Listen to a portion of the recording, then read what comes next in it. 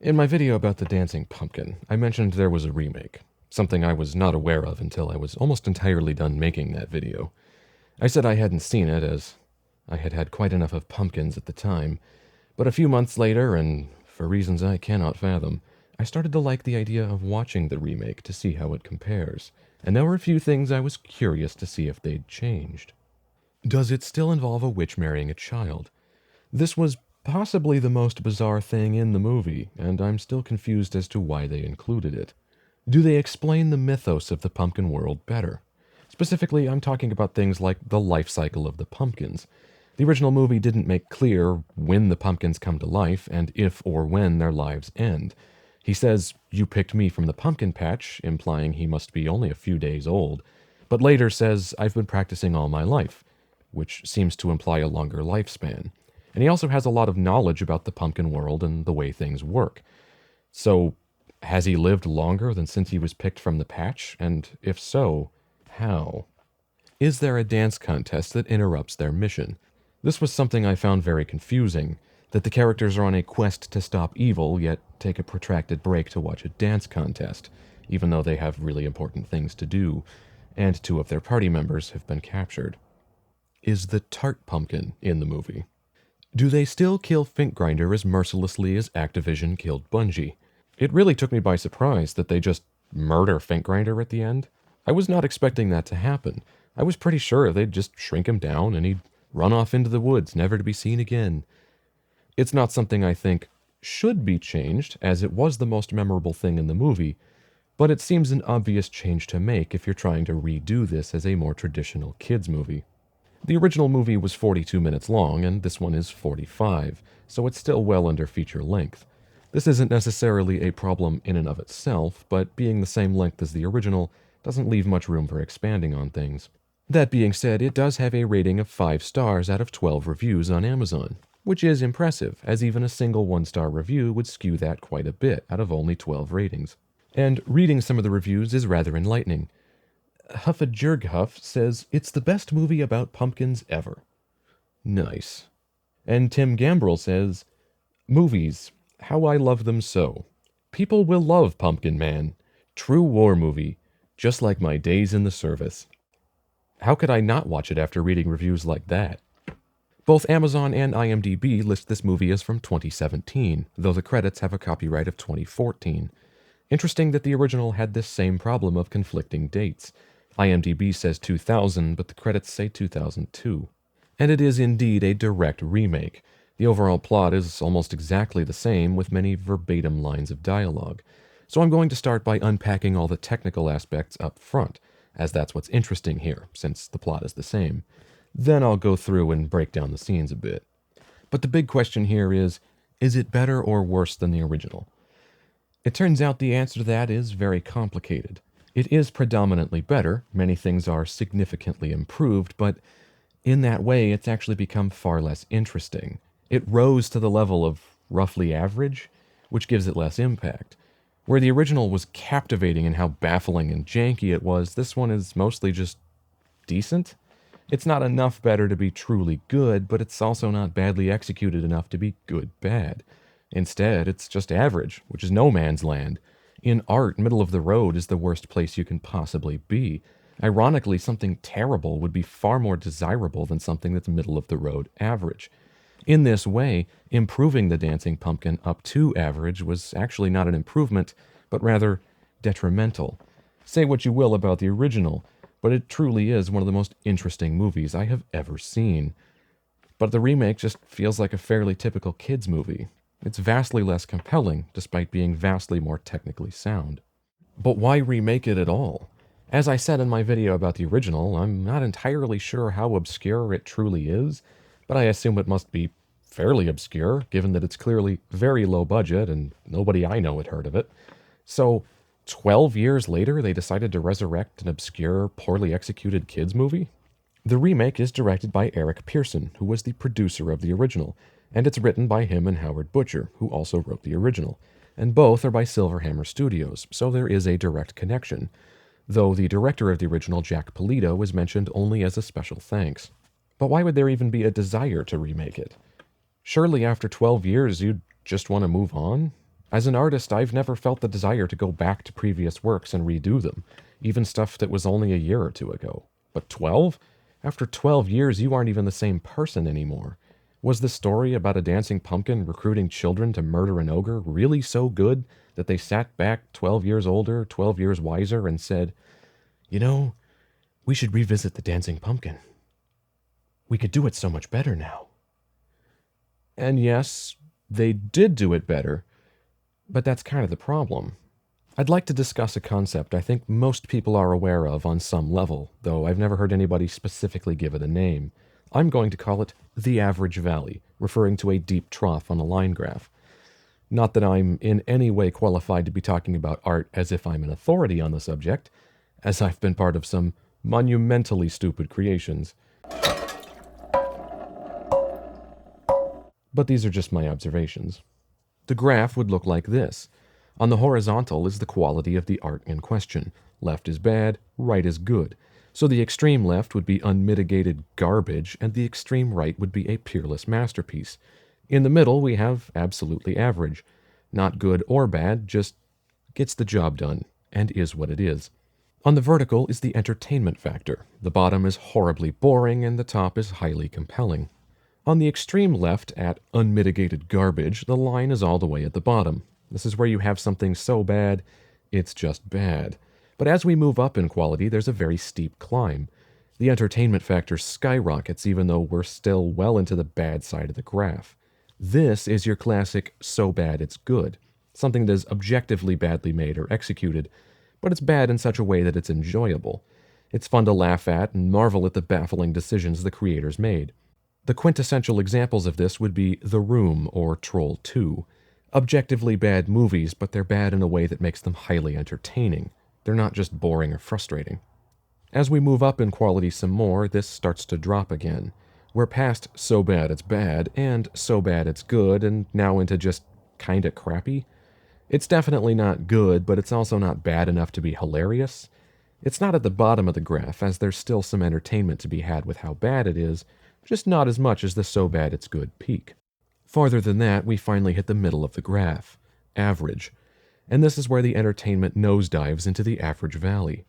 Past that, as we move into the good, it very steeply rises again, then continues on upward as quality increases.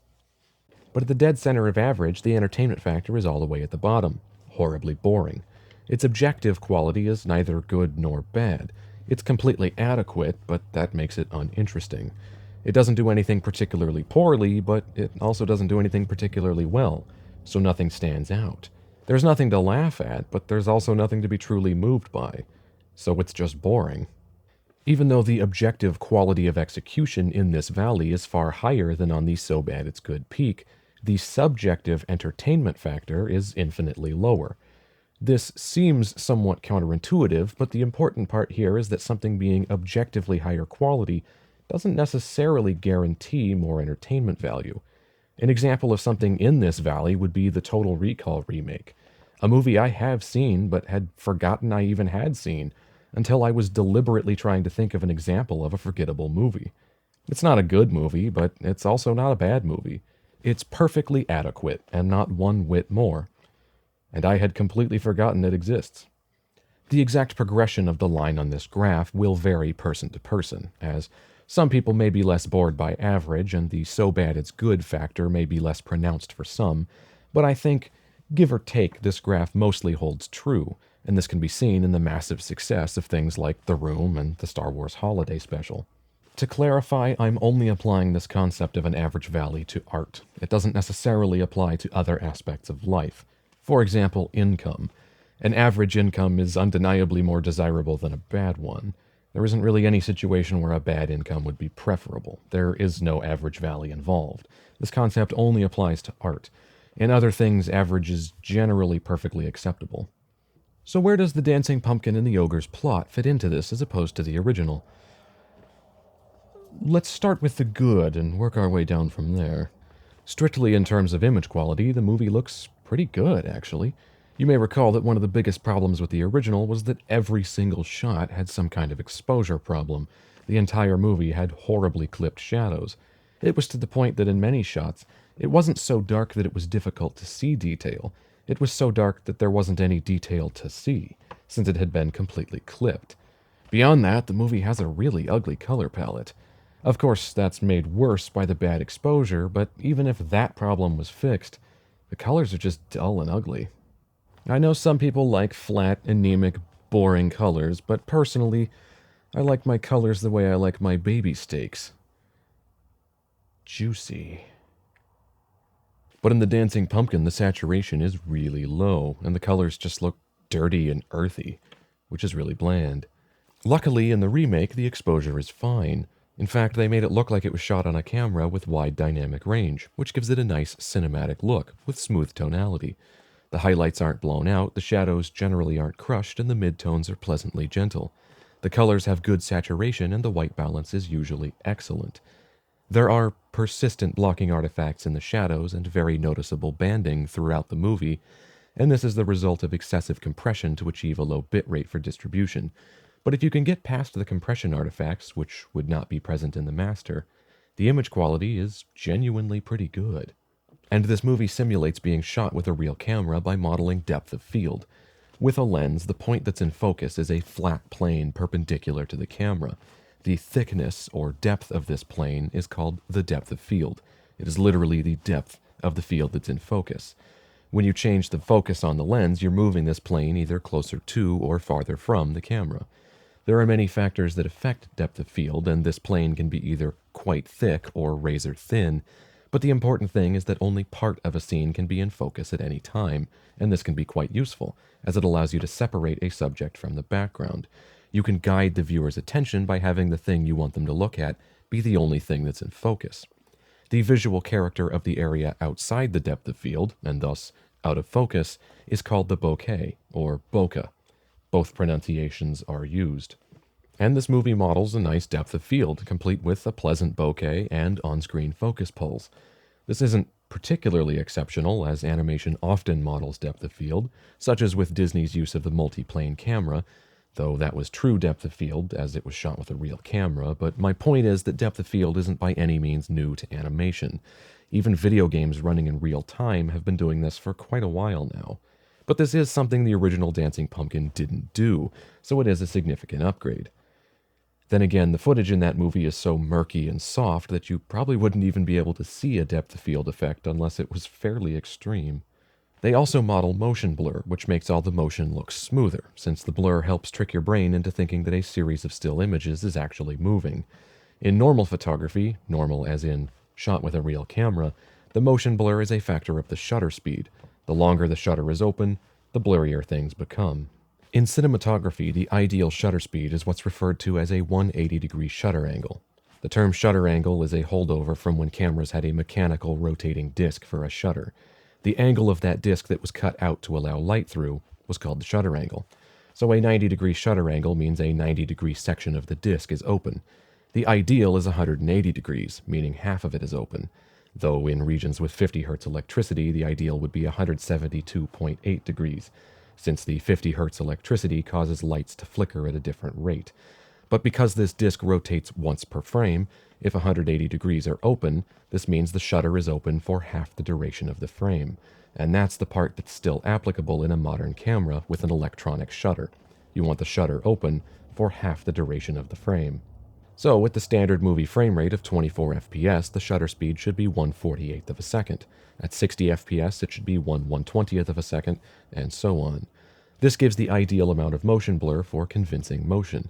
If the shutter speed is too high so there isn't any blur, the video will look stuttery and weird, even if the actual frame rate is the same. Your brain will know it's looking at a series of stills, not motion. This can be seen in a video shot on a phone outside in direct sun. The sunlight is so bright the phone has to crank up the shutter speed so it doesn't overexpose. This means there's no blur, and the video looks stuttery. This is also why stop motion looks jerky no matter how well done it is. Every frame is of a static scene, so there's never any motion blur. On the other hand, if your shutter speed is too low, things get way too smeary, and you'll lose fine detail in the excessive blur. So by modeling motion blur, the movement looks more realistic. Like the depth of field, this is something that's been modeled in animation for a very long time.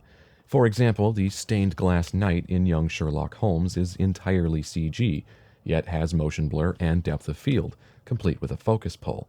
And this is from 1985, 29 years before the Dancing Pumpkin remake. However, this is something the original movie didn't do very well.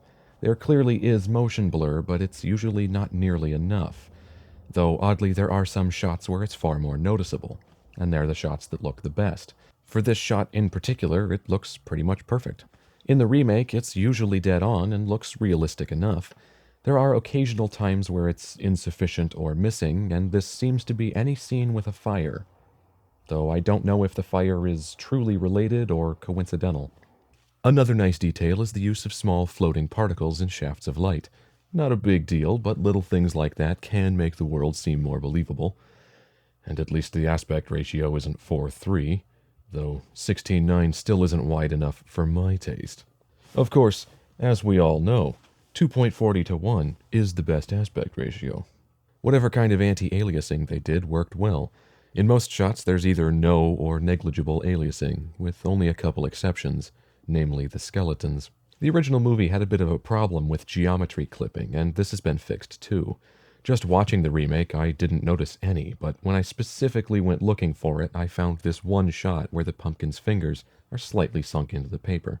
And in this shot, Chris's splashes from walking are visible through the tree root that should be occluding them. The splash and the root have high contrast, so this is noticeable, but it's fairly insignificant. One of the many oddities of the original movie was that often the first or last frame of a shot looked smeary and weird. Certain elements would suddenly be missing, and other elements would be distorted or extremely blurry. This isn't true of every shot, but it does happen frequently, and I have no idea what caused it, other than it just being some sort of rendering error. I didn't mention this aloud because I didn't notice it until I was editing the video. I did, however, write, "What happened to this frame?" on each instance of this effect in my video. I blended the text in somewhere in the frame so it was hard to see, like the problem itself. Adding that was my way of acknowledging the problem, even though I didn't mention it verbally. Interestingly, I did find two instances of this in the remake. The background here goes very blurry in the last frame, while the characters don't, and there's a shot here where you can see the lighting change completely in the last frame, and a few objects go missing. But these are the only places I found it, so it's yet another thing that's been improved. Overall, the visual upgrade is gigantic. Just look at a side-by-side of this and the original. The difference is staggering. However, it's important to note that I am strictly talking about image quality here, and my praise does not extend to the overall art design, which I consider to be the movie's greatest weakness. But we'll come back to that. The sound is a colossal step up. The audio quality in the original is atrocious. It sounds like it was recorded with a Fisher-Price toy cassette recorder. It's very harsh and badly mastered, and all of it's effectively mono. Here, the quality is much better, and the mixing and mastering is less harsh and aggressive. The sound design isn't anything to write home about, but it gets the job done. There are recognizable stock sound effects, but they're not badly selected or garish, though occasionally there is a sound that stands out, like when Finkgrinder's axe hits stone but makes a dull thud like it's hitting wood, instead of a sharp clank. You can't hit me! But for the most part, it's serviceable. The music isn't bad at all. It's better than the movie needs, and it's better than I expected. For example, the movie opens with this music.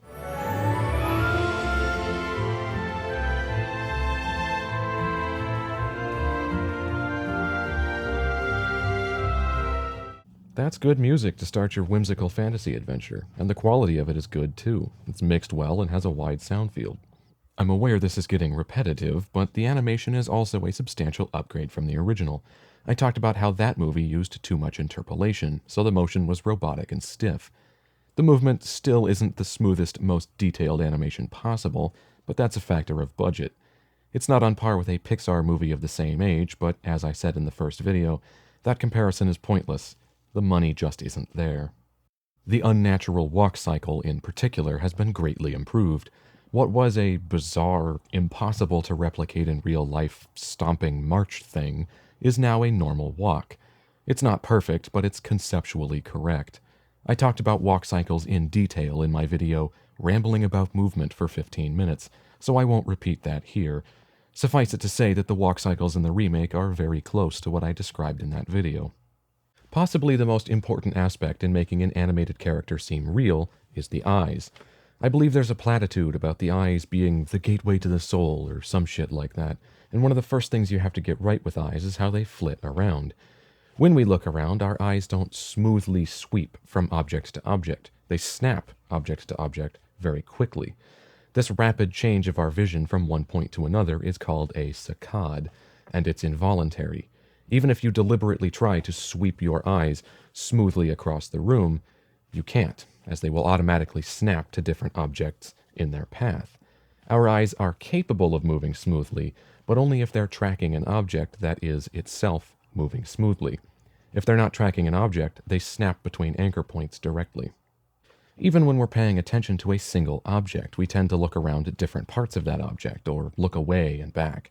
Or if we're looking at a person, we usually alternate which of that person's eyes we're looking at. Rarely do we just lock our eyes on something and leave them there. If I just locked onto the camera and stared at it, it would start to look weird very quickly, since that's not how we normally operate. You'll note that any time I'm on screen, I'm often looking somewhere other than the camera, even though it is the subject of my attention. And that's normal. This movie does a good job with eyes. They move in very fast saccades of only a couple frames, and characters look around at different points, even when focused on a particular object. This is all accurate to reality, and it goes a long way to making the characters seem more believable. Another thing to note is that once our eyes have locked onto an anchor point, they ignore the movement of our head. They mechanically ignore pan and tilt, so if you turn or tilt your head, they remain looking at the anchor point. They can't mechanically ignore roll, but your brain does instead. So if you roll your head to the side, your brain is still aware of true direction, so you're not hyper-aware of or distracted by the angle the way you might be if you roll a camera. This is all good, since if our eyes didn't compensate for head movement, our vision would be a disaster. The movie does do this right. Here, Ponce's pupil starts in line with this right line on his eyelid, but as he turns his head, the pupil stays looking in the right direction, ending past the left line. And here, Heather's top eyelid is at about the top of her iris, but as her head tilts down, it moves down to her pupil, then back up, showing that her line of sight stayed the same, ignoring the head tilt. This isn't part of animation, but I'll mention it here since I'm already talking about eyes. The other thing you have to get right is that they have to look wet. Eyes need to be constantly wet, which is why we blink very frequently. Because they're wet, they easily show specular highlights and reflections, since the wetness makes them shiny. If the wetness, and thus specularity of the eyes isn't right, we'd pick up on this very quickly, and the character won't seem real or alive. So if you get one detail on the eyes right, it should be the wetness. The reflections in the movie look very realistic at a glance, but there's a problem with the highlights. The highlights move when the eyeball rotates, which doesn't make sense. The highlight is a reflection, and when the eyeball rotates, it's the eye that's moving, not the light source being reflected. In other words, if the light source is stationary, the highlight should remain in the same place, and the eye should move beneath it. But it's apparently baked into the eye texture, so when the eye moves, the highlight moves with it, as if it's physically attached to the surface of the eyeball. And it's in the same spot in every shot, regardless of the lighting present. Though it's only the spot highlight that's baked in, and you can clearly see here that the reflection is real, as you can see Ponce moving in it.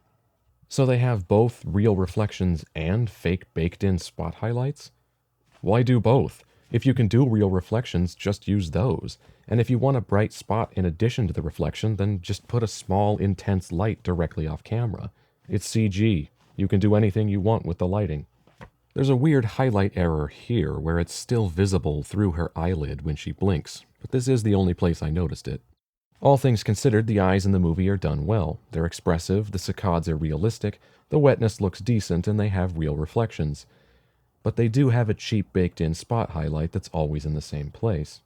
Night and day better than the original, though. There, the characters mostly just look at one spot and stay locked on, and when their head tilts, their eyes don't compensate and maintain line of sight. They tilt with the head, and when they pan their head, the eyes follow with it. But this is only sometimes the case. Other times it's correct. Chris's eyes ignore the pan here, and Gingley's ignore tilt here, and the haggard announcer pumpkin has good saccades. though Chris does a smooth sweep here. I think this comes down to who was animating what scene, since this movie just has very inconsistent animation in general. Different scenes are different styles. The animation in the remake is not without its problems. In this shot, the walk cycle doesn't match the character's movement speed. Right here, you can see there's a line on the floor right in front of the heel of the dancing pumpkin's shoe, but as he keeps walking, by the time that foot is lifting off, the heel is well behind that same line on the floor. Since the forward travel of his body didn't match the rearward travel of his foot, it slides in place. This is really obvious on the Thunderbelly as well. There are 2 instances of the dancing pumpkin doing this weird karate chop thing, and it looks bizarre. That's not a gesture anyone does. Surprisingly, Ponce's mouth seems less expressive. It's not an extreme effect, and it's not that he has no expression at all, but his lips do seem a bit stiffer, especially in the syllable formations. Of course, snakes are not renowned for having super expressive mouths, but if we're already making the concession that he can talk in the first place, it makes sense to give him lips that can form syllables. Before, his mouth could deform quite a bit while talking, and I think it looks better. I do really like that the Fat Witch's broom chugs along like it's struggling to carry her, and the constant shakiness of one of the other witches is a nice touch. Overall, the animation is pretty decent. It's expressive, the eyes are well done, and the characters don't just stand there waiting for their moment to talk. There are some weird gestures here and there, and I hate the constant hero posing. We'll get back to that. But considering the budget class of the movie, this animation is about the best one could realistically expect, without a large increase in money and manpower. Unfortunately, all these good things are completely ruined by the art design. If this movie is the Titanic, then the art design is the iceberg. By that I mean the visual design is so problematic that it completely betrays and invalidates all these things I've been praising. It doesn't matter if the picture quality is really good if the picture is of something that doesn't look good. If you took a 100 megapixel photo with 17 stops of dynamic range of a dog turd, it's still a dog turd. Yeah, the picture quality is amazing and you can play good music over it, but that doesn't count for much when the subject of the picture is a literal pile of crap. In this movie, the picture quality, audio, music, and animation are all good, but the visual design is a disaster. I complained about the design work when talking about the original movie, though I didn't say as much as I wanted to, for fear of that video being too long. This time I'm talking about it. Runtime be damned. What bothered me so much before is that the design of the fantasy characters, such as the dancing pumpkin, are too human. I hated that he has bone teeth instead of just having a suggestion of teeth integrated into his mouth cutout. I hated that he has actual eyeballs, and I hated that his vines just act like plain-ass arms and legs instead of, vines. He's so humanized that it seems utterly inconsequential that he's a pumpkin in the first place. But in that movie, it was a huge problem in a sea of other huge problems. Here, it's a huge problem made worse where many others have been fixed, which just makes it stand out that much more. He was already too human, and he still has bone teeth, a tongue, and eyeballs, but now they've taken it to the theoretical apex by giving him a shaped musculature on his vines. A shaped musculature that includes thighs and calves. The dancing pumpkin has thighs. Pumpkins don't have thighs. I checked. His legs are longer and meatier than before, and it never stops being unpleasant, especially when framed from a nauseating low angle. His legs that go all the way up. I cannot fathom the thought process that caused this. He was already way too human, yet they decided that instead of going the other direction and making him a fantasy creature, they'd double down and give him even more human features. A pumpkin having thighs is like a duck having tits. They've also given him a cleft chin. They tried to integrate the cleft into an aspect of the pumpkin by using one of the ridges of the pumpkin's surface, but it's still functionally a cleft chin, and his build means that cleft is also his crotch. He did have a chin last time, but it didn't have a pronounced cleft, mostly since they didn't really model the ridges on the pumpkin's surface. But it also protruded past the rest of the pumpkin's circumference as an ugly lump. At least it doesn't do that anymore. When his mouth is closed, it is flush with the circumference. So there's that. But why give him a chin at all? A chin is part of a jawbone, which a pumpkin wouldn't even have. Even if he's a sentient pumpkin that can talk, why not just have his mouth cut out to form, without trying to attribute correct physical properties to it? It's already physically impossible. Just accept that and move on. He even has a full-on philtrum. But why? But why? It comes across as a tremendous lack of imagination. The other pumpkins in the movie have these traits as well. Bone teeth, tongues, eyeballs, shaped musculatures, philtrums, and chins. But they also have shaped cartilage-style noses. This is profoundly revolting, but it also presents a continuity problem. Why does everyone other than the dancing pumpkin have a human nose? They have highly detailed, fully shaped noses, but he just has that partial cutout. Speaking of that cutout, why doesn't it go all the way through? That it doesn't makes it look like some kind of flesh wound, like a ruptured abscess. It's disgusting. And it is a full cutout in the beginning and end when he's in his jack-o'-lantern hibernation form. And I'm getting tired of saying in the original, but in the original, some pumpkins had noses and some had the ruptured abscess crater, seemingly at random. The dancing pumpkin has the crater, as does the announcer and several ancillary pumpkins, but the Thunderbellies, Rotundra, and many others have noses. But even when they do have noses, it's more of a suggestion of a nose than a fully shaped and detailed one. They're generally quite small, low detail, and somewhat flat to the surface, rather than protruding as a full-length projection. But now, rather than a random allotment of both types, they all have noses, except the main character. Maybe he lost it in the war. And the noses are large and upsettingly highly detailed. In fact, their noses are more human than those of the actual humans. Adding more inconsistency is that some of the pumpkins wear clothes, and some don't.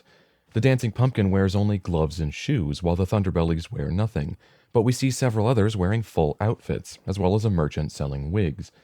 With cartoon characters, if all of them are wearing clothes, it's fine, and if none of them are wearing clothes, it doesn't seem weird. But if some are and some aren't, it raises questions. Are the ones not wearing clothes naked?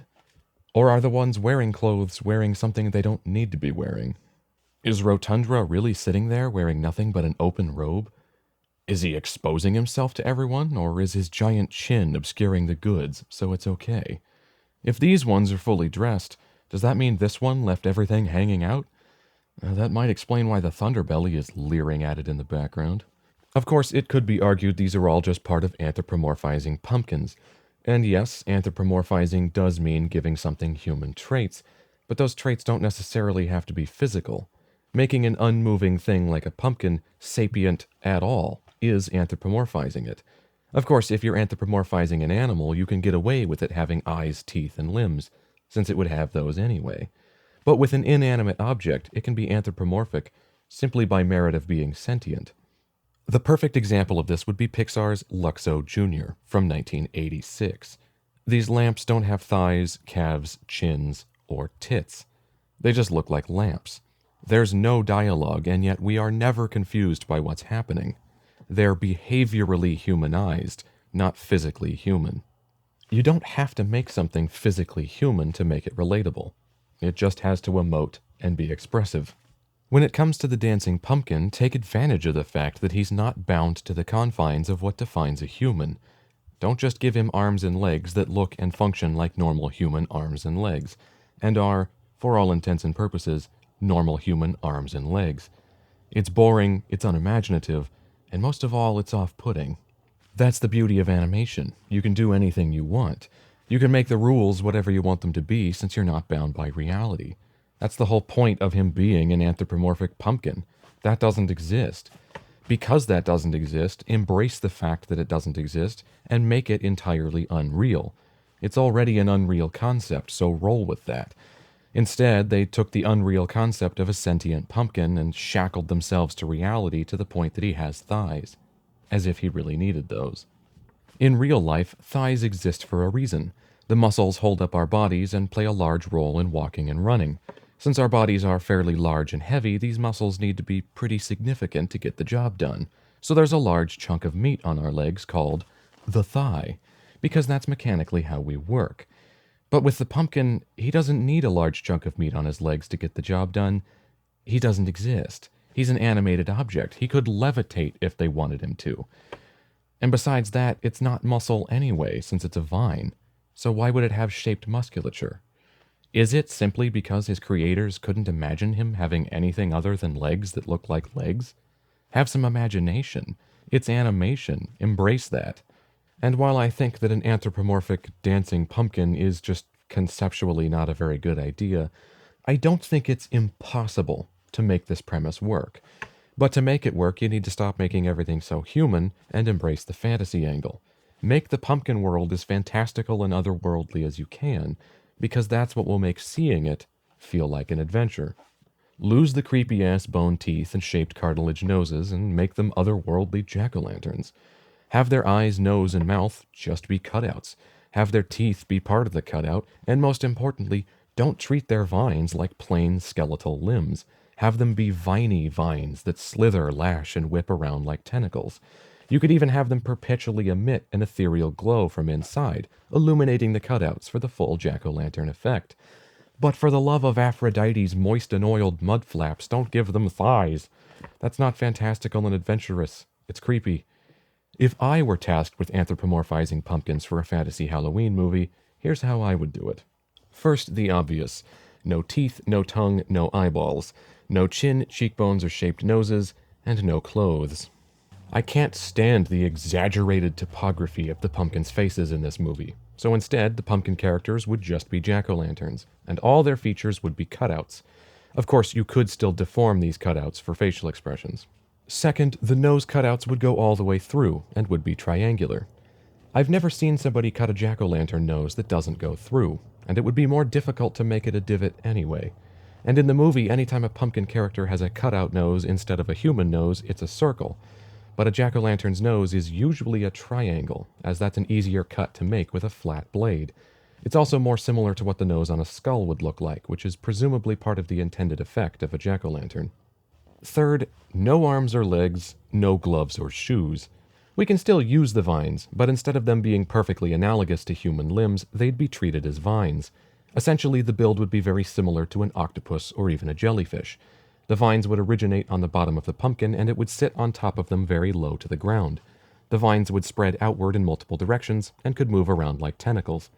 In terms of animation, they would slither along the ground, with the tentacles unfurling and warbling to carry them.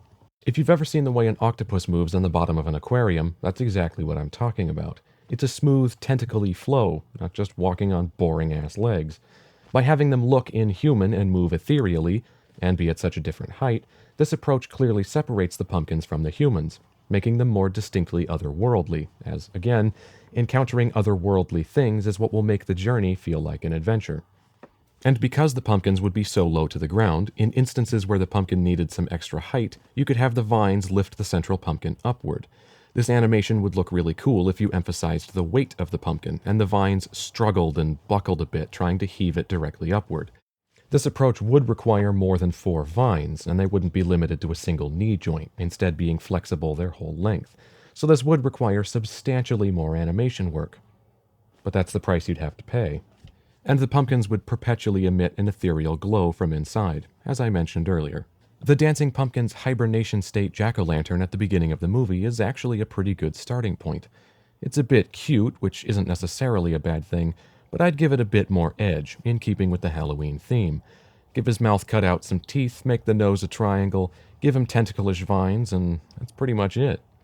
This design would pose a problem when it comes to having the pumpkin dance, but I would just remove the dancing completely anyway, as it's an inanity of which I do not partake. While we're at it, the design of the kids needs an overhaul too.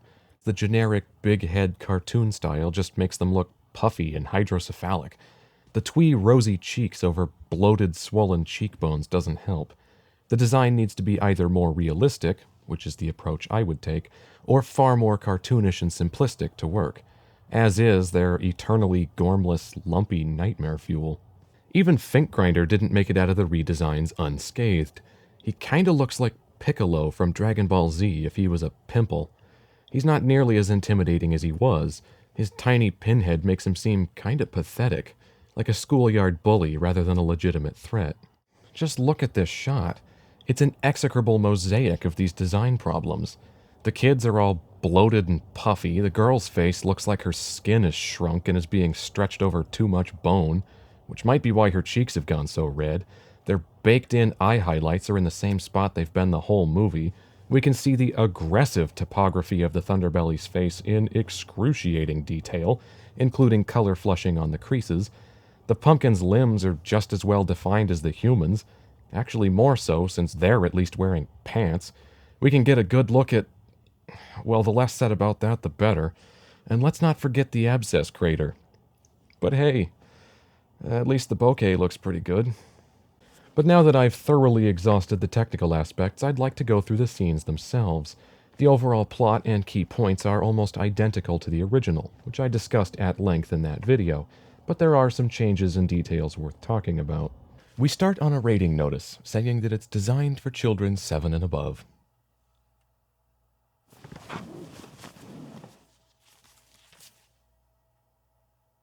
Okay, I'm good. But designed for? Isn't it usually intended for or appropriate for? Designed for is not incorrect, but it sounds kind of weird. And children above 7 will, at some point, no longer be children. Theoretically. Pedantry aside, the movie has a promising opening. No narration, just good music over a continuous establishing shot. The first thing we see after the title card is a monster being shrunk and incapacitated while sneaking around a neighborhood. This is something we never got to see before, even though it was established that the whole point of pumpkins was to protect houses from monsters. That the movie starts on this immediately got my hopes up that the remake would do a better job of showing this. Unfortunately, this is the one time we see a house being protected from a monster. Instead of the monsters being an omnipresent, importunate menace, it's just one stray goblin thing. Blasted pumpkins.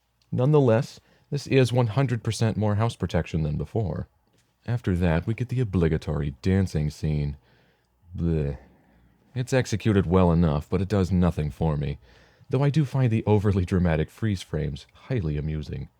This time, instead of his dancing waking the children, he's interrupted by a new character, Pericles the Messenger, who, of course, has freckles, because, you know, he's a pumpkin.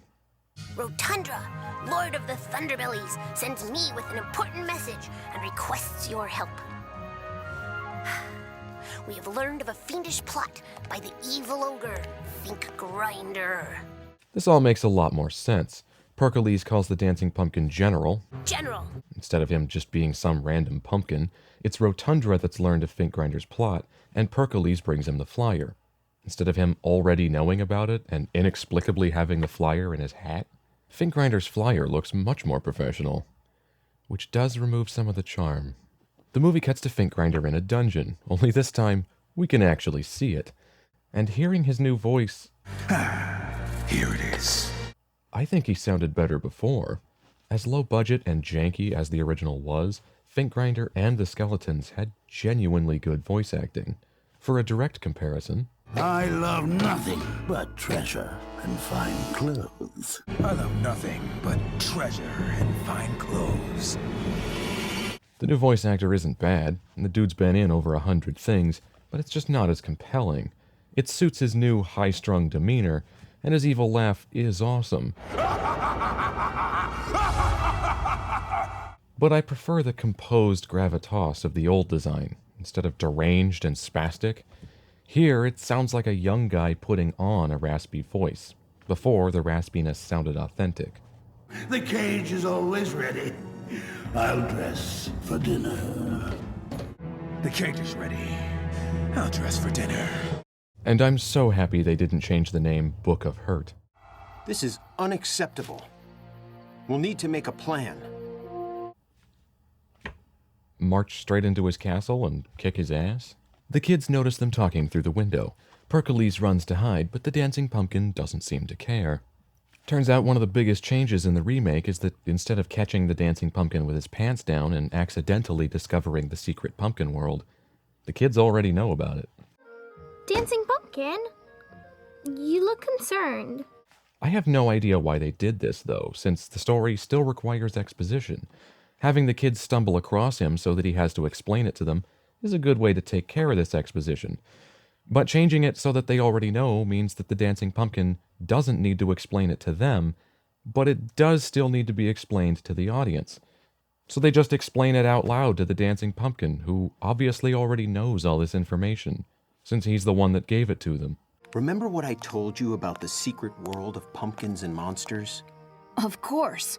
Pumpkins protect houses from monsters who try to scare people. Exposition is a necessary evil of fiction, and the goal is to make it blend in as much as possible. Having a character say out loud how things work to another character who already possesses that knowledge is awkward. Like telling the audience that two characters are brothers by having one walk up to the other and say, "Oh hey, what are you doing, brother?" It tells the audience they're brothers, but it sounds stupid, because nobody ever addresses their siblings by title. Find some other way to tell the audience, rather than just having a character say something they wouldn't normally say. I don't think I've ever once addressed my sister as sister. I use her name.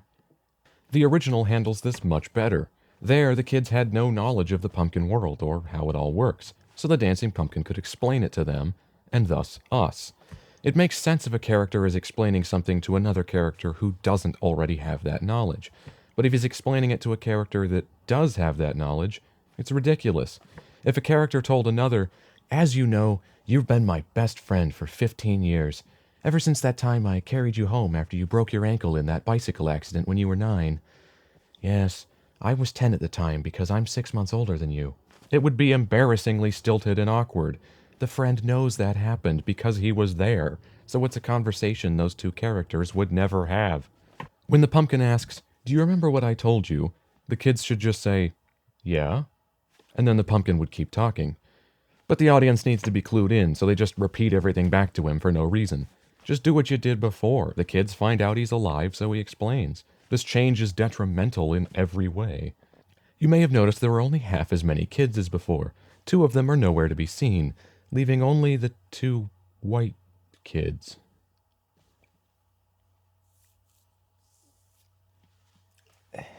Moving swiftly on, at least their voice acting is much better. This time they're the usual technique of adults pretending to sound like children. The woman playing Chris has over 400 credits on IMDb, including Outcast of all things. Of course, this does mean they sound like adults. He called you General. But I'll take that any day of the week over real kids that can't act. Let's check out the back of your house. This mythology still confuses me. The thing that still isn't made clear is if these sentient protector pumpkins are in fact the jack-o'-lanterns placed on the doorstep by the humans, or if they're pre-existing magical pumpkins that come to the house on their own. And that all kids are safe as long as they have a pumpkin on their porch to protect them. This implies that not all houses have protectors. If the protectors are man-made jack-o'-lanterns made sentient through some unknown process, then where did all the pumpkins in Rotundra's palace come from? Did they start as jack-o'-lanterns, but run away for some reason? Or is that just where they go when the humans are about to throw them away because they're beginning to rot after Halloween? On the other hand, if they're pre-existing pumpkins that come to houses on their own, people would notice that. If there was a jack-o'-lantern on your porch that you didn't put there, you'd be pretty suspicious of it, which goes against the pumpkin world being a secret.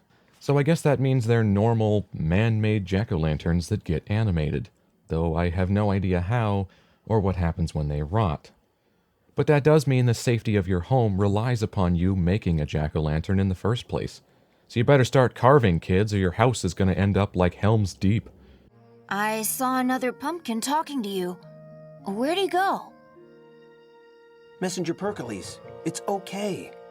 They're my friends. Wait, Pericles' hibernation form is not a jack-o'-lantern? The dancing pumpkins is? Is that just coincidental? So are all pumpkins everywhere actually magic pumpkins, and we can't tell because they're shy and won't show their true form? And if that's the case, what happens when we eat one?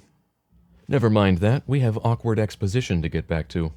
Did you tell him that monsters only have 1 month? October, when they can scare kids? That's new, and it makes things even more complicated. Why can they only scare people in October? I realize that's because of the Halloween connection, and that's the only month that most people have a pumpkin on their porch, but what's to stop a monster from trying in, say, January? I mean, mechanically, what's preventing him from doing that? Do monsters stop existing outside of October? Do they enter a deep hibernation the rest of the year, or is it just a law they all inexplicably follow? Surely some monster somewhere at some point has tried scaring people outside of October. Again, I don't think it's impossible to make this concept work, but you have to explain the mythos in a way that makes sense. A remake is the perfect chance to do that, yet it's even more confusing than it was before. And that monsters are no match for pumpkins. Is Pericles on some kind of drug? Note the Star Wars sound when he takes off. We're too fast for any monster, and they all know it. If they get bitten by a pumpkin, they shrink to the size of a pumpkin seed. Then their days of scaring people are done! The original specifically stated that it took 2 bites to shrink a monster. I guess they just realized it was redundant. And there's another of those weird karate chops. So what's the problem? Chris is asking a very good question.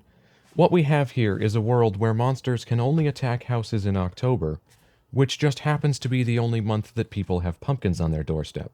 And Pericles just made it abundantly clear that monsters are no match for pumpkins. So what's the problem? Seems like a net difference of 0, which is the only way the pumpkin world could remain a secret anyway. One monster named Fink Grinder is dangerous. Is he the only one that is dangerous? Well, Pericles said they're no match, so I guess that does mean the others aren't dangerous. He's truly evil. Well, if he's dangerous, I didn't think he'd be the paragon of virtue.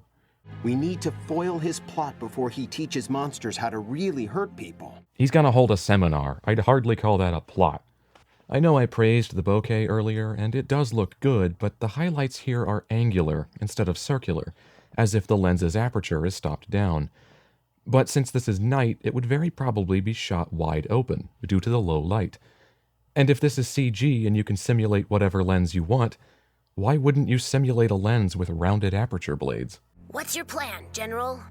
Travel to Fink Grinder's castle and surprise him. Get ready for a surprise! He won't be expecting us. That is the definition of a surprise. Let's go get him. Are you sure you want to go with us? Definitely. Wow, she's got a bloodlust. Okay, but Fink Grinder is different. As long as he stays in his castle, he's immune to the power of pumpkins. Why? There was no mention of that detail in the original. Stop introducing new concepts that only serve to make the world more confusing. Maybe he hired the witches to cast a protective spell over his castle. I could believe that. Then again, if he could hire the witches to cast a spell, surely he could hire somebody to remove the instantly lethal windows. Ogres hate sunlight. It's like poison to them. You're right. They're even allergic to sunflowers. Finally, an improvement. They established the sunflower in this one. Should we collect some to bring with us? Good thinking. Good thinking. You're the one that brought it up. Pericles, summon 2 Thunderbellies. Sir, yes, sir. Pericles heads to the Pumpkin Microbrewery to recruit some Thunderbellies. The General calls. He requests 2 Thunderbellies. Yes, messenger. Right away. Did he grow that mustache? Or is he so much of a hipster that he glued one on to stand out? Because I can do that.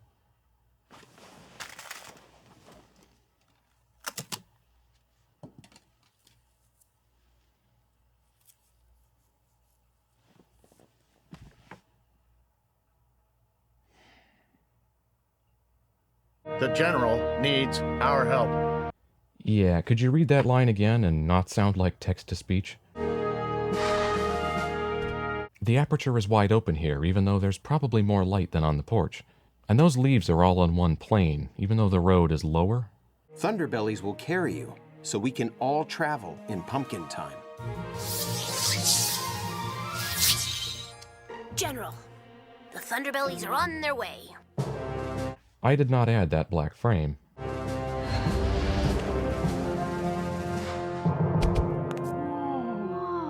Well done, Pericles. We're ready. Let's go get that ogre.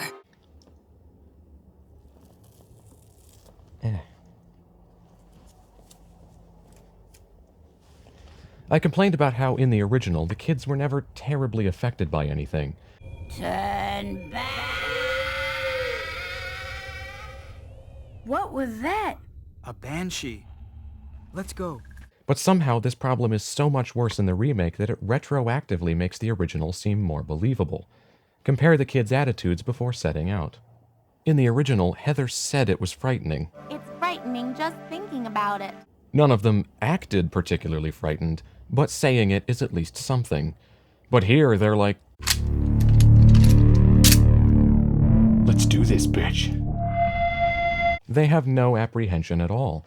Of course, on the other hand, if they were constantly whining and squealing in fear, it would be obnoxious. But there's a middle ground here between the kids being pathetic wimps and impossibly resolute.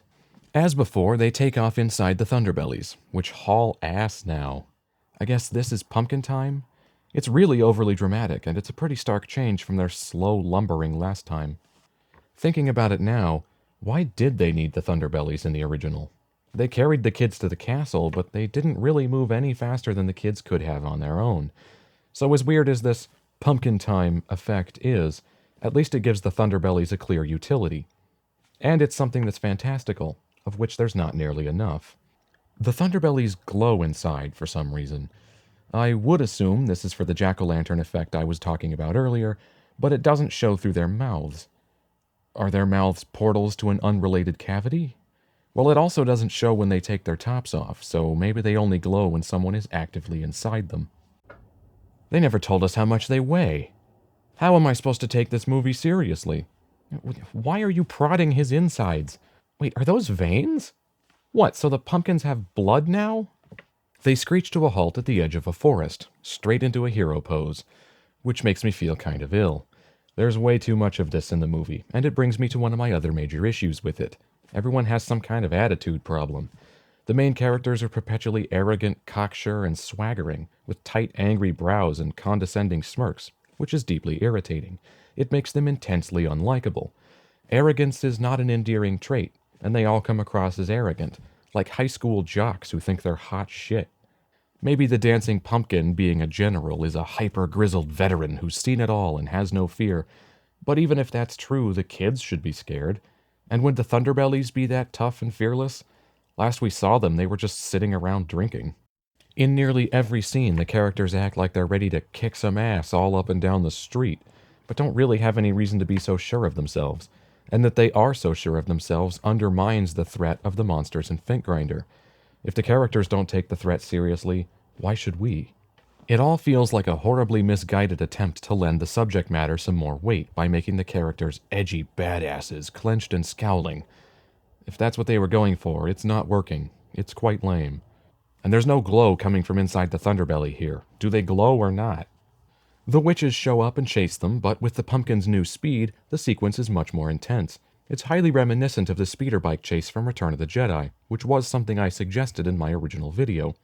I was talking about Ginkley chasing Ponce during one of his escape attempts, but nonetheless, this is essentially what I had in mind. Ginkley does still hit a tree, but the sound effect isn't cartoony and absurd, and no dentures fly out, so it's a bit dull.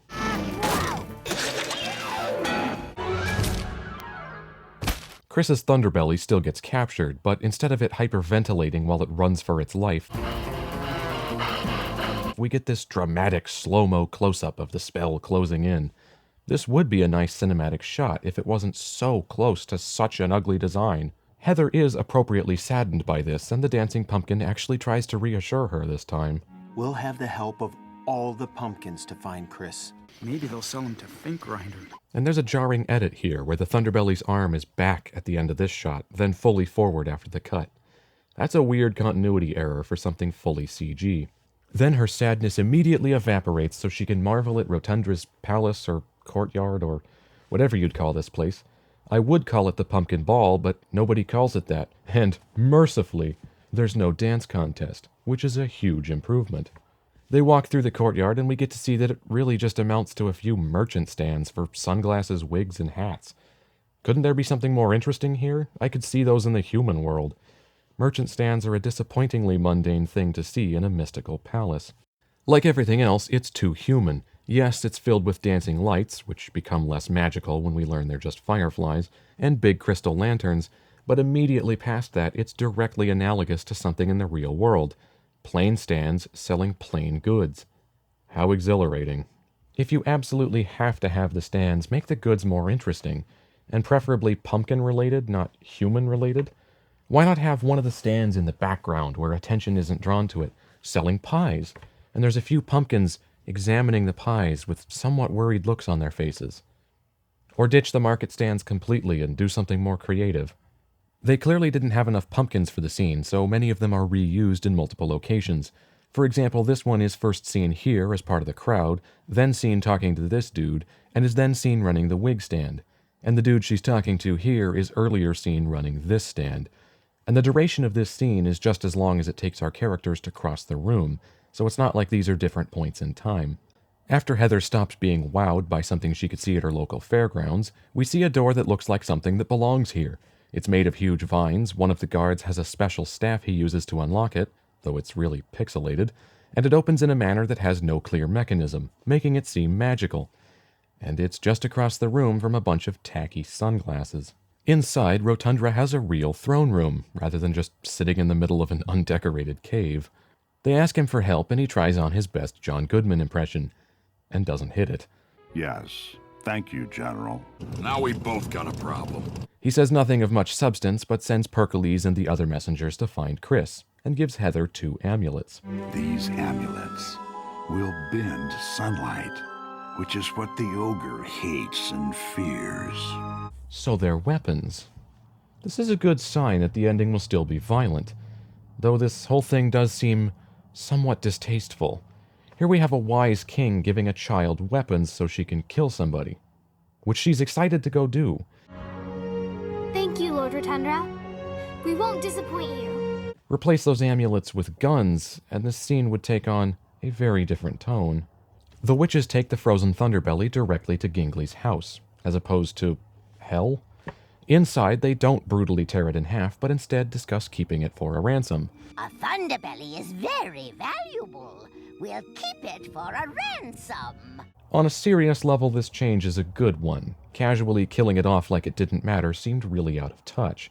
In terms of making a serious kids movie, keeping it alive is the smarter choice.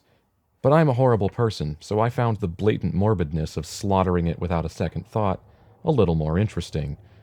Dark, but interesting. However, because they don't tear it in half, Chris has to get out of the Thunderbelly some other way. Because everyone fancies themselves a badass in this movie, he breaks himself out and stands up in a triumphant low-angle shot like he's ready to kick some witch ass.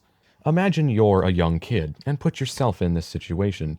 You've been captured by witches, separated from your sister and friends, and hauled away inside a frozen prison with no idea of where you are or what to do. You'd crap your pants at Mach 6, but instead Chris smashes out straight into a hero pose.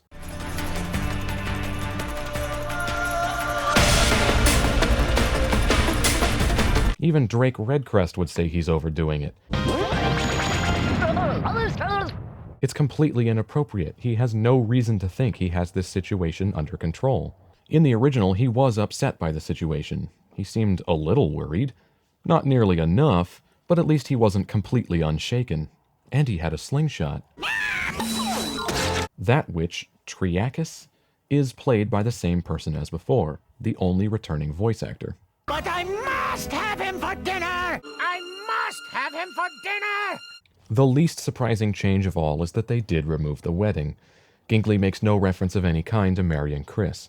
I was certain they would do this, since... wouldn't you? In a movie filled with baffling things, that was quite possibly the most baffling. It comes out of nowhere. I'll marry him. And it's completely unnecessary. And the 3-hour detail just made it even more bewildering. I actually went around asking people I know if they had heard of the 3-hour delay being a thing. Of course none of them had, but I had to check, because I wasn't convinced that the writers would make up something that preposterously specific and nonsensical. So it's not surprising it's been removed.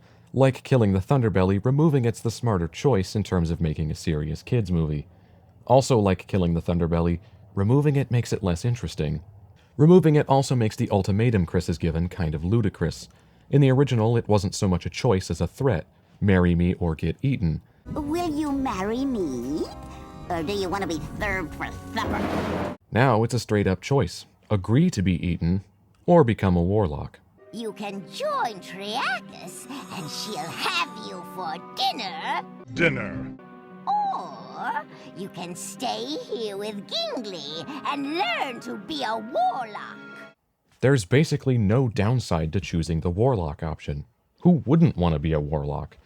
I want to play the warlock. Just let her turn you into one and then go smite Finkgrinder with sheet lightning. Then go home and make YouTube videos of you casting spells. He even looks back and forth, weighing his options. What's to think about? Are you seriously considering being eaten? She's very probably lying about turning him into a warlock, but even the slim chance that she's not is better than being eaten. I'll stay with Gingly, I guess. Ah! Worm guts! You're probably rotten and stringy anyway. Ah! Cheap worms. That was funny and well executed. So Gingly shows him around, and her line delivery when talking about the furniture is amazing. And see my lovely wormwood furniture.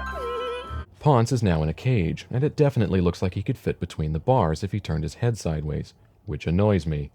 It looks like it would be a little difficult, but if he's desperate to escape, he could make it work. Gingly tells Chris to sweep the floor and clean the dishes, while she takes a nap, removing the need for the sleeping powder. Monsieur, open my cage. Oh, come on, it wasn't even latched. He just pulled it straight open. Ponce tells him that Gingly can't be trusted, minus the part about the 23 husbands. Since she's already asleep, them having this conversation is much less awkward than when she was standing a few feet away from them. All the years I spent in that cage, I wanted to throw a spellbook onto the cauldron. But I have no arms. Good to see that line survived. Chris tries to throw the spellbook into the cauldron, but it comes to life and resists, which is a lot more exciting than just plopping it in. And it's something I can believe a 1,000-year-old spellbook would do. The frog on the cover even looks down at the cauldron. The house evaporates and they fall into the lake. Ponce slows Chris's fall, which is a creative idea, but we lost the mind-boggling marriage, we lost the bit with the spoon, we lost Chris shaking hands with Ponce's tail, and we lost the line about selling 23 husbands to the man-eating ogre. She borrows of them, monsieur, then trades them to that vicious ogre Finkgrinder. The spellbook being alive is cool, and the way Gingly sleeps is amusing, but this version of the scene isn't nearly as memorable. From there, we get to see what they did to my favorite characters. They're out collecting firewood when they run into a bear. That was oddly sexual. Like many other things, they've been amped up. They're spastic and always yelling, for which I have very little patience. Hey, bear! Don't you know who you're messing with? Their thing is still that they argue about who's better, but they're so loud, aggressive, and grating that it's not fun anymore. I'm the most feared Skralian skeleton in all the land! It comes across as juvenile bravado, I'll show you how it's done! rather than good-natured, gentlemanly disparagement. Helgi, you better stop acting so silly or I'll smack you on the gob. That's my last warning. Because they're so aggressive now, instead of going around the bear, they shout at it, then jump on top of it to shout at it some more. Hey, bear! It's me, Finn Bogey! Get out of my way! They've encountered a remarkably docile bear. If only Leo were so lucky. The bear calmly shrugs them off, and their voices cut out as they fly upward.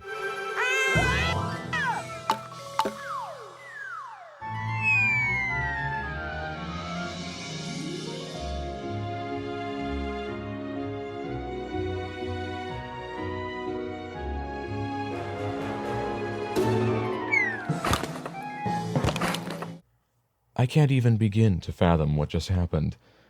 While they're falling, he has a flashback to the good old days when he was groping its softness 63 seconds earlier. Is the idea that it's so plush and fondleable that he's glad it's going to break his fall? Or did he fall in love the moment he touched it and he can't wait to squeeze it some more? So they removed the wedding, but added a skeleton being turned on by a bear's silky smoothness. Seems like the logical choice. But to be completely fair, after I've been complaining about them removing interesting things, this is interesting. And the lens is stopped down again, even though this scene would be lit only by the moon. But the bear buggers off and the scene ends. Meanwhile, Chris emerges from the lake, along with the Thunderbelly, even though we didn't see it fall in. We cut to the skeletons by the fire, in a shot they forgot to give motion blur.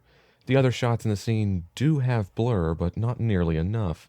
And this whole scene isn't nearly as entertaining as it was before, as the skeletons continue to be loud and grating. I'm the scariest. It was me who frightened away the bear.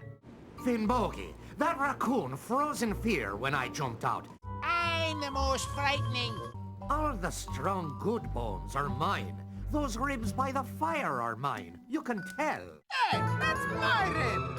No, it's not. All the good bones are mine.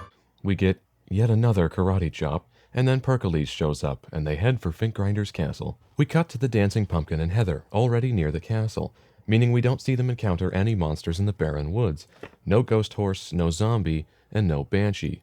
So while the first thing in the movie being a pumpkin stopping a monster was a promising sign, it turns out that goblin was the only monster in the movie, other than Finkgrinder. And the visual design. Pericles shows up along with the Thunderbelly carrying Chris, Ponce, and the skeletons, meaning we've lost the scene about Humpty Dumpty. Humpty Dumpty was pushed. No, he wasn't. And we get another instance of the interior not glowing. We get the cheerful reunion, and Heather kisses Pericles, who doesn't manage to say anything. If you've changed your mind, you can all wait here while I go ahead. They're in pretty deep to be changing their minds now, and it's been established that Pumpkin's powers don't work inside the castle, so going by yourself is not likely to go terribly well. And the kids are the ones packing the weaponry. But giving them the option does make him seem slightly more concerned with their safety than before. Oh no! What will the witches do? Who can say? I'll tear that Finkgrinder limb from limb. Do they have to be shouting? He was a sleepy egg. No more, no less. If I don't get to him first! I never thought I'd be yearning for the restraint of the original. May I suggest, monsieur, that the skeletons knock on the door, pretending to arrive for the monster clinic? That's actually a pretty good idea. The castle is expecting monsters to show up, and they're skeletons, so they do look like monsters. This is a much better plan than walking up to the front door and not being concerned it's unlocked. On their approach, a rock gives out under Chris, and a Thunderbelly catches him, just in time, casting him an upsetting come-hither look in a stomach-churning close-up. The skeletons knock on the front door and tell Finkgrinder they're there for the monster clinic. You're a day early. Go away. Let us in, or we'll tell everyone in the monster world that you're afraid of us. Aye, that's right. Fine, come in. Why did that work? Is Finkgrinder legitimately worried about them spreading a rumor he's a wimp? Is the monster world really as petty as the human world? After a blurry, green-tinted shot with some kind of shadow error, the door opens and the skeletons go inside. Heather gives Chris his murder weapon, but doesn't explain that it's for bending sunlight toward Finkgrinder, so he might think it's just an expensive-looking piece of jewelry. The skeletons signal them inside, and they split up. Ponce, you go with the Thunderbellies, and the rest of us will go this way. I think I know where the grumpy ogre is hiding. Follow me. It's a good thing they're being so quiet. One of Finkgrinder's Black Raven sentries spots them immediately.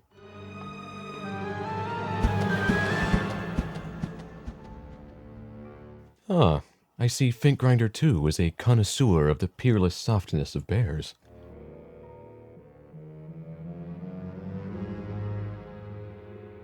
I really wish it cut to a wide shot where he turns the Book of Hurt sideways and a centerfold flopped out.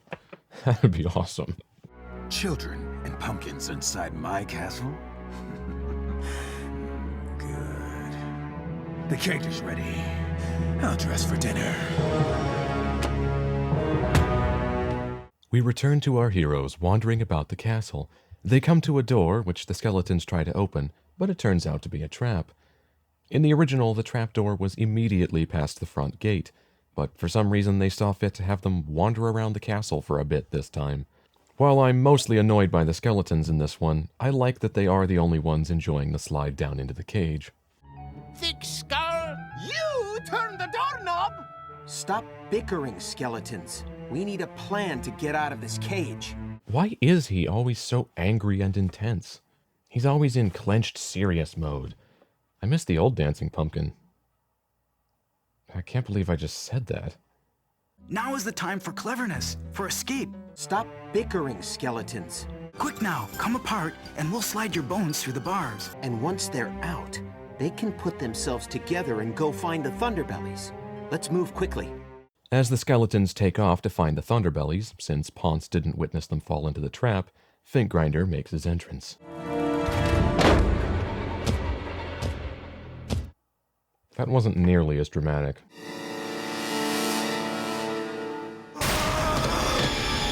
The old one is much better. The door slam is meaty and powerful, and he bursts in screaming. It's awesome. Now he gives that weak-ass slam and silently walks in. And he doesn't have those little tassels anymore, which is a shame. The highlight on his hand does manage to show through the door, though. It's at this point that I've come to the conclusion that Finkgrinder is the most disappointing thing about the remake. When I first watched the original movie, I didn't think much of him, and I thought he looked a little ridiculous.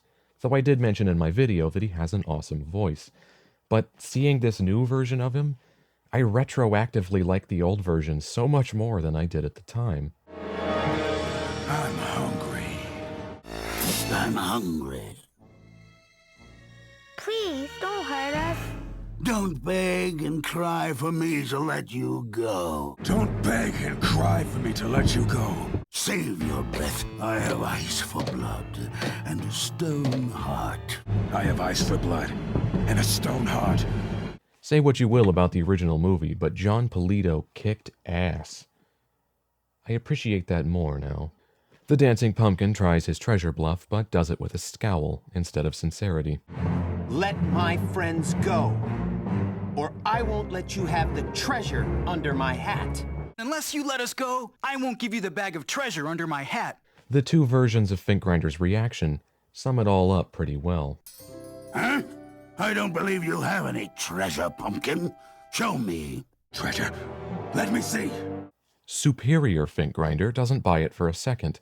Deranged simpleton Finkgrinder falls for it immediately and soils himself in excitement. I don't believe this guy cares about fine clothes. I do believe this guy does. I take what I want. Give it to me! I see they didn't fix this particular problem. His dodging is more convincing, but it still looks pretty ridiculous. Also, note that Superior Finkgrinder was badass enough to bend the bars, something this dweeb couldn't manage. The pumpkin bites him, but since Pumpkin's powers don't work inside the castle, it doesn't shrink him. This also happened in the original, though the reason it didn't work there is because the shrink requires 2 bites, and there's no mention of the confusing anti-pumpkin field over the castle. Wouldn't it be simpler if the pumpkin didn't bite him? Dismissing it with the explanation that powers don't work here raises several questions that don't have answers, which is far more frustrating than if you simply wrote it in such a way that the pumpkin never got the opportunity to bite him in the first place. From here, the scene is basically the same. They feed him the sunflowers, and the skeletons run in wearing his clothes. I'll admit it didn't occur to me last time that they shouldn't fit. Finkgrinder is a lot bigger than the skeletons. Maybe he loves fine clothes so much that he collects them all, regardless of size. But that would require him to have a little more personality. They're mine! Take them off! Take your damn clothes off! The skeletons lure him out of the room, the Thunderbellies free them from the cage. Let's just skip to the good part. It was you and those children. You poisoned me with those sunflowers. He doesn't look poisoned. Shouldn't he be collapsed on the floor? You're done, Ogre. Give up! How dare you! He dodges the axe, doing his badass hero posing, while the others tear down the curtains. But light doesn't reach Finkgrinder, so in an interesting twist, he just locks them in the room with him and sits down. That looked kind of silly. You're trapped. I'll wait till night and eat you then. From his perspective, this is a legitimate move, just to sit there and wait for the sun to go away. He doesn't know they have the amulets, so he doesn't think they can attack him. So we can just wait until night and kill them then. That's pretty clever, actually. It does stop making sense when you remember he's supposed to be poisoned. Did he forget about that? Or were the sunflowers completely inert? The dancing pumpkin did say he's allergic to sunflowers, so maybe they just made him a little itchy. Either way, he won't make it to nighttime because the kids whip out their amulets and obliterate him. Take that,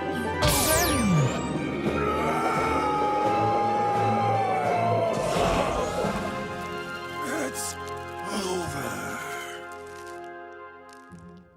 I'm really happy to see Finkgrinder's death is no less violent. It's actually more violent, or at the very least, more direct. In the original, although the kids splashed him with holy water and poisoned him with the sunflower, it was the Thunderbellies that tore down the curtains and delivered the finishing blow. The kids were accessory to murder. Here, it's all them. I made a joke about one of the kids pulling out a gun and shooting him, but functionally, that is what happens here. The kids directly execute him, as opposed to standing to the side while the Thunderbellies tear down the curtains. So Finkgrinder is toast and the skeletons stay at the castle, while the others head home, including Ponce, who stayed at the castle last time. But before they go home, they stop in the Pumpkin Kingdom for a celebration, where Ponce is nowhere to be seen, and Chris and Heather show off their best Hanna-Barbera dance moves. Moving the dancing to the end was something I said would make more sense. Not because I think there should be dancing, but if there has to be dancing, it works better as a celebration at the end than an interruption in the middle. It's not a full contest, though, just a short clip of the kids and then the dancing pumpkin's turn, where the movie seamlessly transitions back to the front porch and his far better look. And that's the end. It's a bit abrupt. At the end of it all, I'm not entirely sure how to feel about the remake. It is much more what you'd expect from a kid's movie, and in terms of entertaining children, it would probably do that much better than the original. The few reviews on Amazon that aren't jokes show that kids do seem to like it. And I realize it's my fault for watching a movie that isn't made for me, but watching these as an adult, well outside their target audience, this straightforward kids movie just isn't as entertaining as the non-sequitur-laden experience that is this movie. From an artistic perspective, it lacks balls and imagination. The pumpkin world is as safe as possible by being directly analogous to the human world. This is what I mean when talking about the average valley. Changes like removing the wedding make it higher quality on a serious level, but also remove all the things that made it captivating. The original is not a good movie objectively, but I was never bored. I was glued to the screen trying to comprehend its existence, which does make it a good movie subjectively. Let this all be a lesson that technically improving something doesn't always make it better.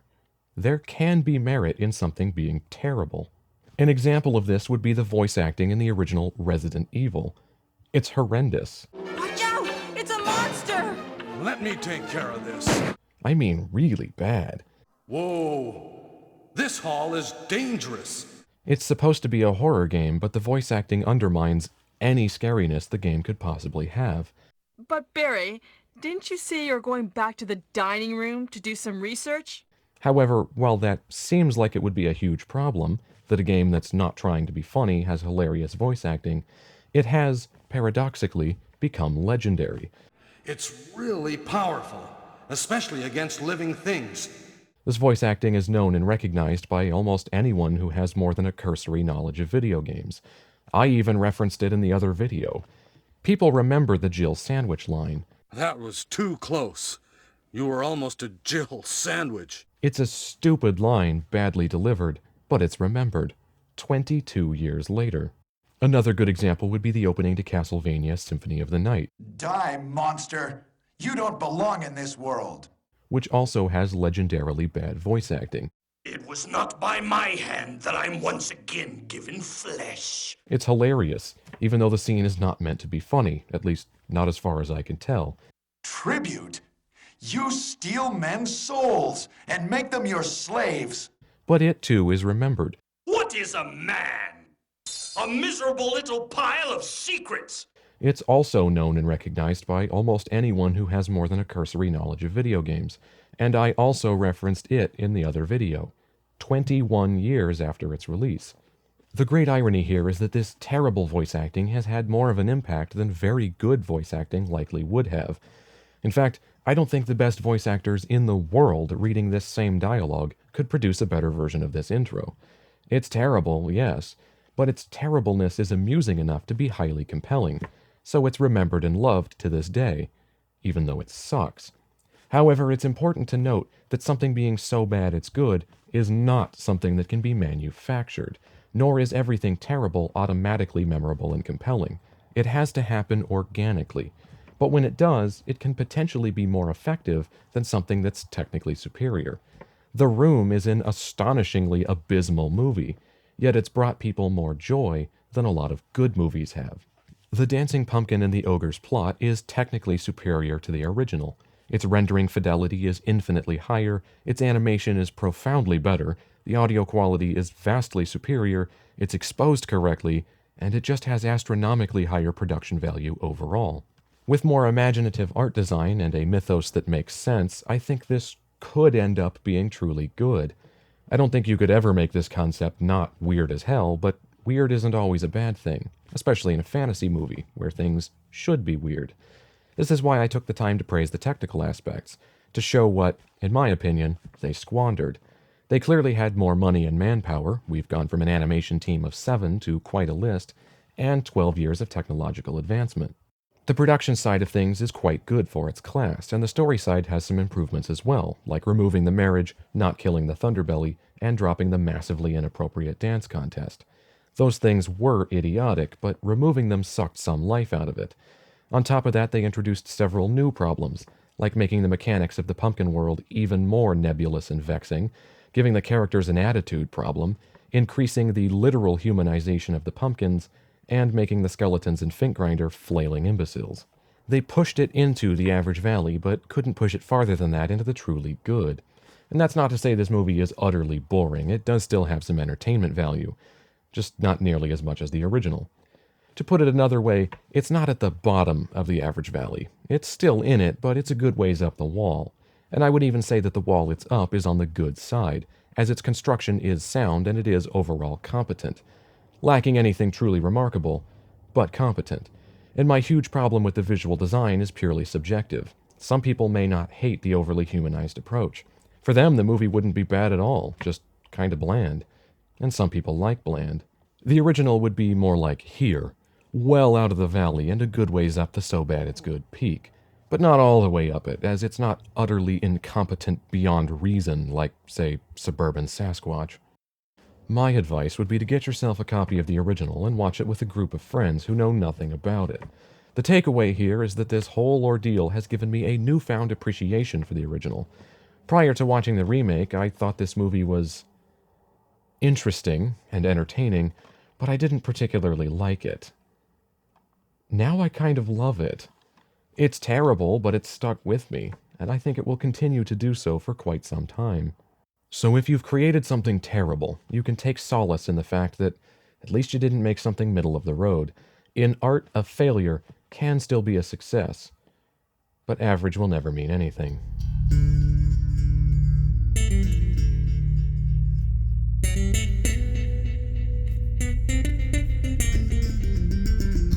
While we're here, I would like to take a moment to make a joke retroactively.